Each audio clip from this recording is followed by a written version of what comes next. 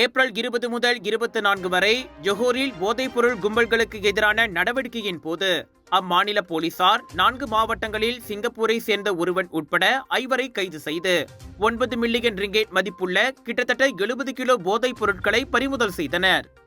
மொத்தம் 5 போதைப்பொருள் கடத்தல் கும்பல்கள் முறியடிக்கப்பட்டதோடு போதைப் பொருட்களை வைக்கும் கிடங்காக 3 வாகனங்களும் 2 அடுக்குமாடி வீடுகளும் பயன்படுத்தப்பட்டிருப்பதும் கண்டறியப்பட்டதாக ஜொஹோர் போலீஸ் தலைவர் எம். குமார் தெரிவித்தார். ஏப்ரல் 20 மதியம் 1:30 மணியளவில் ஜாலான் அப்துல்லா தாஹிர் வழியாக நடத்தப்பட்ட முதல் நடவடிக்கையில் 22 வயது உள்ளூர் ஆடவன் கைது செய்யப்பட்டதோடு அவனிடம் இருந்து 9.35 கிலோ போதை மாத்திரைகள் மற்றும் 62 கிராம் கெத்தமீன் போதைப் பொருளும் பறிமுதல் செய்யப்பட்டன. அவற்றின் மதிப்பு 1.57 மில்லியன் ரிங்கேட் ஆகும்.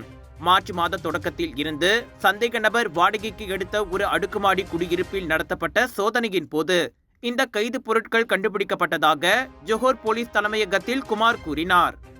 இதனைத் தொடர்ந்து மேற்கொள்ளப்பட்ட அடுத்தடுத்த சோதனை நடவடிக்கைகளிலும் சந்தேக பேர்வழிகள் கைது செய்யப்பட்டு அவர்களிடம் இருந்து பெரிய அளவில் போதைப் பொருட்கள் பறிமுதல் செய்யப்பட்டன. கைது செய்யப்பட்ட 5 சந்தேக பேர்வழிகளும் தற்போது விசாரணைக்காக தடுத்து வைக்கப்பட்டுள்ளதாக குமார் தெரிவித்தார்.